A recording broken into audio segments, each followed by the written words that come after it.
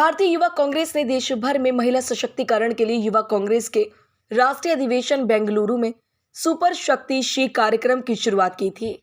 इसी कड़ी में युवा कांग्रेस के प्रदेश अध्यक्ष ओमवीर यादव ने अलीगढ़ में सेंटर पॉइंट स्थित एक रेस्टोरेंट में प्रेस वार्ता का आयोजन किया। इसी कड़ी में युवा कांग्रेस के प्रदेश अध्यक्ष ओमवीर यादव ने अलीगढ़ में सेंटर पॉइंट स्थित एक रेस्टोरेंट में प्रेस वार्ता आयोजित की, जिसमें उन्होंने आगामी स्वतंत्रता दिवस पर महिलाओं द्वारा ध्वजारोहण करवाने की बात कही और कहा कि हमारी नेता प्रियंका गांधी एवं राहुल गांधी जी के दिशा निर्देश पर महिला सशक्तिकरण पर ध्यान दिया जा रहा है। उन्होंने बताया कि पूरे प्रदेश में महिलाओं के साथ जिस तरह से उत्पीड़न हो रहा है, चाहे वे हाथरस की घटना हो या हर कोई छोटी बड़ी घटना, इससे प्रत्येक महिला अपने आप को असुरक्षित महसूस कर रही है।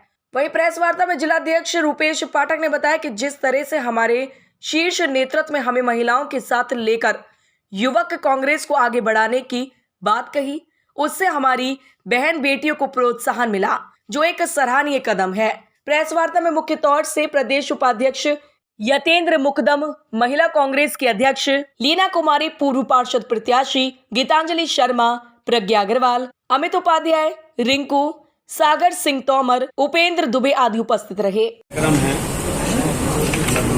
शक्ति सुपर शीट ये महिलाओं के सम्मान के लिए, महिलाओं के अधिकार के लिए, डरी सहमी जो महिलाएं हैं जो आवाज उठाना चाहती हैं, उनकी आवाज को बुलंद करने के लिए हमने ये कार्यक्रम शुरू किया है। यह कार्यक्रम लगातार जारी रहेगा, जिला स्तर पे, विधानसभा स्तर पे, ब्लॉक स्तर पे, और हमारे युवा कांग्रेस के तमाम साथी और जो हमारी बहनें हैं, महिलाएं हैं, वो तमाम सब इस कार्यक्रम को सुचारू रूप से आगे बढ़ाएंगे। इसमें ज़्यादा से ज़्यादा हमारी महिलाएं जुड़ेंगी ताकि हर महिला की आवाज़ सुन सकें, और जो महिलाओं पर अत्याचार किया जा रहा है, महिलाओं का शोषण किया जा रहा है, महिलाओं की आवाज़ को दबाया जा रहा है, वो तमाम सारी चीज़ें बंद हों और महिलाओं को सम्मान मिल सके, उनको अधिकार मिल सके। महिलाओं के अत्याचारों की बात कांग्रेस को अभी फिलहाल क्यों आ रही है? इससे पहले किसी कोई कार्यक्रम महिलाओं के अत्याचार की बात कांग्रेस ने सदा से की है और महिलाओं को सम्मान और महिलाओं को अधिकार देने की पक्षधर हमेशा से कांग्रेस पार्टी रही है। और रही बात आपके चंद दूरी पे हाथरस की घटना, जीता जागता उदाहरण है, जिसमें राहुल गांधी जी और प्रियंका गांधी जी खुद पैदल चले थे 20-25 किलोमीटर यमुना एक्सप्रेसवे पे। उनकी आवाज को दबाने की कोशिश इस सरकार द्वारा की गई थी, लेकिन ये सरकार सफल नहीं हो पाई, और अगले दिन राहुल जी और प्रियंका जी उस बेटी के परिवार से मिलने के लिए 2014 में भाजपा ने एक नारा शुरू किया था, बंद करो महिलाओं पर अत्याचार, अब की बार मोदी सरकार।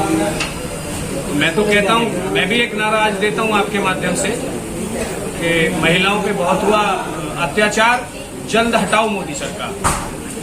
क्योंकि आज मोदी सरकार में एक भी महिला सुरक्षित नहीं है, एक भी महिला आजादी से अपने घर के बाहर नहीं घूम सकती। मन चले हर जगह बीजेपी के संरक्षण में महिलाओं का उत्पीड़न कर रहे हैं, महिलाओं की इज्जत कहीं पर भी सुरक्षित नहीं है। लेकिन निश्चित तौर पे ये देश हमारे पूर्वजों ने आजाद कराया, यहाँ की महिलाओं के अधिकार की बात हमेशा कांग्रेस पार्टी ने, कांग्रेस के नेताओं ने की है, और हम सब लोग मिलकर के महिलाओं की, बेटियों के सम्मान की बात करेंगे, उनके अधिकार की बात करेंगे। और 15 अगस्त को हर जिले में एक स्वतंत्रता दिवस के मौके पर ध्वजारोहण का अगर कोई काम करेगा तो हमारी बेटियां, हमारी बहनें करेंगी। 15 अगस्त को सभी जगह जो तिरंगा फहराया जाएगा वो हमारी बहन बेटियां फहराएंगी। अलीगढ़ में चिन्हित किया आपने कौन से चौराहे पे या कहाँ पे? अभी नहीं होगा, आज ही कर लेंगे। आप देखिए, अभी सुनने में आया है कि मध्य प्रदेश में प्रियंका गांधी के ऊपर दर्जनों मुकदमे एक साथ किए गए। बहुत अच्छी बात कही है आपने। मैं तो फिर कहता हूँ वही बात, ये प्रियंका गांधी है, प्रियंका गॉड से नहीं है कि जो आपके मुकदमों से डर जाएंगे। प्रियंका गांधी ने उत्तर प्रदेश के अंदर चुनाव का परिणाम कुछ भी हो, निश्चित तौर पे हर उस गरीब की लड़ाई लड़ी जिसकी आवाज कोई नहीं उठा रहा था, कोई सुन नहीं रहा था। चाहे अरुण वाल्मीकि की बात हो आगरा में, चाहे किसानों की बात हो लखीमपुर खीरी में। 3 दिन तक इस सरकार ने प्रियंका गांधी जी को सीतापुर जेल में बंद रखा, लेकिन प्रियंका गांधी जी की आवाज को दबा नहीं पाए। प्रियंका गांधी जी गई मिलने पीड़ित किसानों से, और इन्होंने उस मंत्री को बर्खास्त नहीं किया जिसके बेटे ने गाड़ी से कुचल के किसानों को मारा। और आजाद घूम रहे हैं सभी लोग कि मंत्री जी तो किसी केस में बरी भी हो गए। मेरा मतलब ये है कि चाहे टैनी मामला हो जो किसान मारे गए, चाहे हमारे कुलदीप सेंगर वाला मामला हो जो एक बेटी का परिवार ही नष्ट कर दिया गया, चाहे हमारे ब्रजभूषण सिंह हो, जो पहलवान बेटियां जिनके एक आवाज पे पूरे देश के रोंगटे खड़े हो जाते हैं कि विनेश फोगाट ओलंपिक में मेडल जीत के लाई। साक्षी मलिक ने देश का नाम रोशन किया, तिरंगा का मान और सम्मान बढ़ाया। आज वही बेटियां, जिस बेटी को प्रधानमंत्री जी ने खुद कहा कि विनेश तुम तो मेरी बेटी हो, और वो बेटी कह रही है कि मुझ पे अत्याचार हुआ है, मेरा शोषण हुआ है, मेरा उत्पीड़न हुआ है। प्रधानमंत्री जी इस आदमी ने किया है, ब्रजभूषण नाम के आदमी ने, जो आपकी सरकार में मंत्री है, उसको पद मुक्त तक नहीं किया सरकार ने। इससे ज्यादा हमारे लिए शर्म की बात नहीं होगी। अगर सरकार कांग्रेस की होती तो कार्रवाई कितनी जल्दी? कांग्रेस ने अपने मंत्रियों पे कार्रवाई करके अपनी मिसाल पेश की है। आप उठा लीजिए पीछे का। ऐसा क्या है कि कांग्रेस विरोध भी कर रही है, सब काम कर रही है, लेकिन चुनाव 2 गुजर चुके हैं और फिर भी जनता जो है कांग्रेस को वोट नहीं दे रही है। देखिए ऐसी क्या बात महिलाओं की भी आवाज उठा रहे हैं, भ्रष्टाचार की भी आवाज उठा रहे हैं, लेकिन जनमत आपके साथ क्यों नहीं जा रहा है? आप यूथ कांग्रेस के अध्यक्ष हैं, आप देखिए अभी हिमाचल में सरकार बनी, कर्नाटक में सरकार बनी और प्रदेशों में भी सरकार बनने जा रही है। अध्यक्ष जी, बहुत सारे प्रदेशों में आपकी भी सरकार थी, एकदम सब जगह से। मैं कह रहा हूं कि जो इनके जुमले थे, जो इन्होंने देश की भावनाओं से खेल करके देश की जनता के साथ विश्वासघात करने का काम किया, उसका जवाब अब देश की जनता दे रही है। शुरुआत हो चुकी है। अभी आप उठा लीजिए उत्तर प्रदेश के निकाय चुनाव का रिकॉर्ड की कांग्रेस के प्रत्याशियों को कितना वोट मिला। कई जगह तो हमारे प्रत्याशी जीतते जीतते बेईमानी से बीजेपी ने हराए। आप अगर आपसे पूछा जाए, आप कांग्रेस के एक बहुत अच्छे पद पर हैं, कि एकदम कांग्रेस का इतना गर्त में जाने का क्या कारण रहा होगा? आप एक शब्द या एक लाइन में उसके लिए बताएं। आप ये शब्द यूज नहीं कर सकते कि गर्त में जा रही है। मेरी बात सुनिए, गर्त का मतलब मेरी बात सुनिए, नीचे डिवोशन होता है। कांग्रेस पार्टी ही ऐसी पार्टी है जो आज देश के प्रधानमंत्री को उसके गलत काम करने पर शर्मिंदा कर रही है, उसको आईना दिखा रही है। कांग्रेस पार्टी को आप कैसे कमजोर कह सकते हैं? तो अभी आप मानते हैं कि इस समय कमजोरी नहीं है? अमित शाह जी ने संसद में बोला कि कलावती नामक महिला को सब कुछ मोदी जी ने दिया।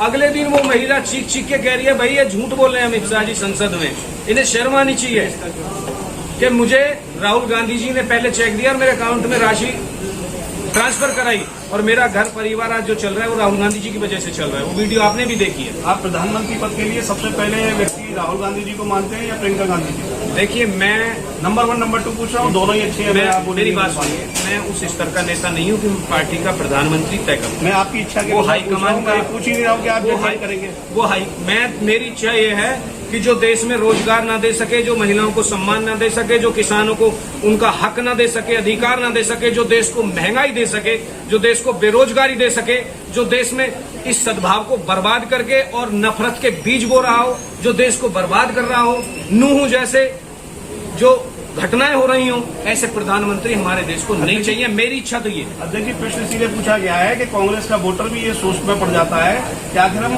पहले से वोट डालते समय क्या सोचे कि किसको प्रधानमंत्री बनाने के लिए वो सपना देंगे।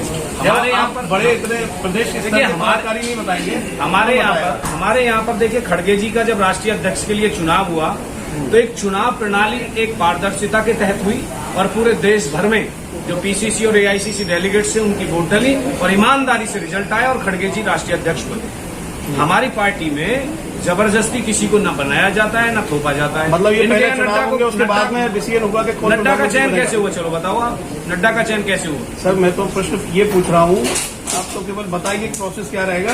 पहले चुनाव जीते जाएंगे, उसके बाद में डिसीजन होगा कि प्रधानमंत्री कौन रहेगा। बिल्कुल निश्चित तौर पे जो भी हमारे हाईकमान का आदेश होगा। खड़गे जी हमारे राष्ट्रीय अध्यक्ष हैं। इंडिया के बारे में कोई और जो इंडिया के हमारे सहयोगी दल हैं, उन दलों की सभी की जो एक सहमति होगी, प्रधानमंत्री इंडिया में कांग्रेस के सब लोग सहयोगी हैं या कांग्रेस किसी की सहयोगी है? देखिए, कांग्रेस पार्टी एक राष्ट्रीय पार्टी है। अब कांग्रेस पार्टी क्यों राष्ट्रीय पार्टी नहीं है? मैं कह रहा हूँ अभी बड़ी सेकंड कांग्रेस पार्टी राष्ट्रीय पार्टी नहीं है। सेकंड लार्जेस्ट पार्टी में राष्ट्रीय पार्टी नहीं है कांग्रेस पार्टी। आपने कहा कि पार्टी है। मैं कह रहा हूँ अभी की स्थिति में वो सहयोग कर रही है, सहयोग पा रही है। मैं ये कह रहा हूँ कि कांग्रेस पार्टी एक राष्ट्रीय पार्टी है। राहुल गांधी, प्रियंका गांधी, सोनिया गांधी, आदरणीय खड़गे साहब हमारे राष्ट्रीय लीडर हैं और हमारे यहाँ पर एक सामान्य तरीके से सबको सम्मान दिया जाता है, चाहे वो नीतीश जी हैं, चाहे अखिलेश जी हैं, चाहे किसी भी प्रदेश के जो हमारे सहयोगी दल हैं। इंडिया में जुड़े हुए प्रश्न हैं। तो छोटा ये है कि कांग्रेस उनका सहयोग कर रही है या कांग्रेस के सारे दल सहयोग कर रहे हैं? इसमें सहयोग पहले कांग्रेस का सब सारे दल सहयोग करते थे अपने अपने प्रदेशों में, अभी नाउ द टाइम की स्थिति में क्या लगता है? कांग्रेस पार्टी राष्ट्रीय पार्टी है और कांग्रेस पार्टी इस का ही तमाम इंडिया संगठन को लीड कर रही है, ठीक है, और सभी लोग साथ मिलकर के आगे बढ़ रहे हैं। कांग्रेस लीड कर रही है इंडिया को, यही कह रहा है ना सर आप? हाँ हाँ, मैं वही कह रहा हूँ।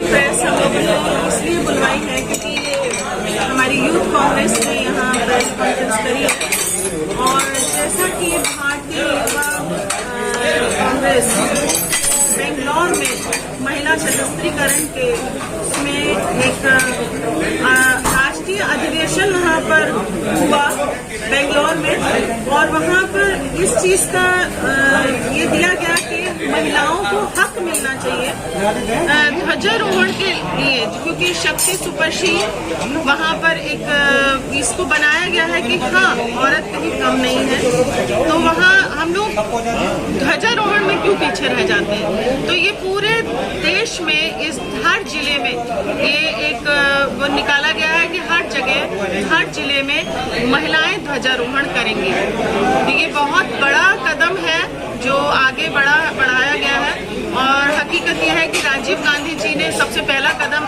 इसको बढ़ाया था महिलाओं को आगे बढ़ाने का और आज महिलाएं कहीं पीछे नहीं हैं और महिला सशस्त्रीकरण का सीधा सा एक अर्थ है कि उनको अधिकार मिलने चाहिए शिक्षा के क्षेत्र में, रोजगार के क्षेत्र में उनको आगे आना चाहिए, क्योंकि महिला उत्पीड़न बहुत ज्यादा हो रहा है, लेकिन आज के टाइम पे महिलाएं कहीं पीछे नहीं है। लीरा जी, ये जिस तरीके से सरकार जो है ध्वजारोहण का कार्यक्रम चला रही है, भाजपा चला रही है पिछले 2 सत्रों से, तिरंगा यात्रा, कभी कोई यात्रा, तो उसी पे काउंटर तो नहीं कर रही आपकी पार्टी की हम भी चलाएं इस तरीके का कार्यक्रम?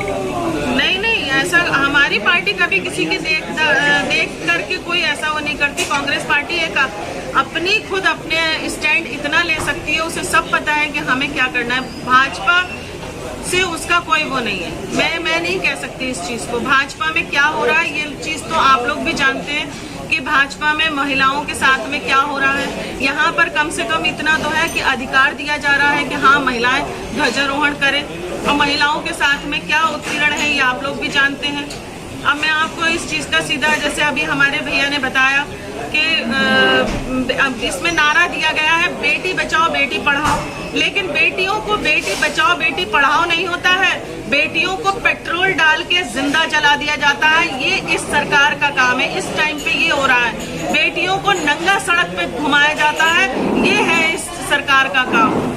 बेटियों के साथ में ये जो अभी निकाला है नूह का और ये जो सीमा का निकाला, ये चीज सिर्फ इसका सिर्फ ये है कि मणिपुर के जो घटना हुई है उसको दबा दें, और कुछ नहीं है ये उसको दबाने के लिए, क्योंकि वहाँ उनका कोई स्टेटमेंट था नहीं। जब राहुल गांधी जी वहाँ पर गए हैं, उनके उत्पीड़न को सुना है, उनने वहाँ पर उनकी हर चीज को देखा है, तो उन्होंने एक स्टेटमेंट दिया। हमारे मोदी जी ने एक स्टेटमेंट दिया और उस स्टेटमेंट में भी राजस्थान को और बेंगलोर को बांग्लादेश को उसको भी अब बीच में ले आए। उन्होंने छोड़ा नहीं, उनको कहीं उनको दर्द नहीं था उस चीज का। बड़े मुश्किल से 2.5 महीने के बाद में एक स्टेटमेंट निकल कर आया था मोदी जी का, और उसमें भी उन्होंने राजनीति खेल कर। लीरा जी, आपका जो है 13 अगस्त 2023 को बंगलोर में राष्ट्रीय अधिवेशन हुआ, तो क्या उसमें यही प्रस्ताव रखा गया कि पूरे देश भर में हम जो है ध्वजारोहण ही करेंगे? क्या और भी कोई प्रस्ताव रखा है पार्टी ने? नहीं, पहला तो यही है, और भी बहुत से हैं जिसको हम लोग कर रहे हैं, जिसमें हमारे भाई ने अभी बहुत सी चीजें अभी बताई हैं, और मेन तो यही है। अभी जैसा कि 15 अगस्त आ रहा है, तो 15 अगस्त पे हम लोग शुरुआत है ये, और बहुत अच्छी शुरुआत है। महिलाओं को कम से कम हक तो दिया जा रहा है।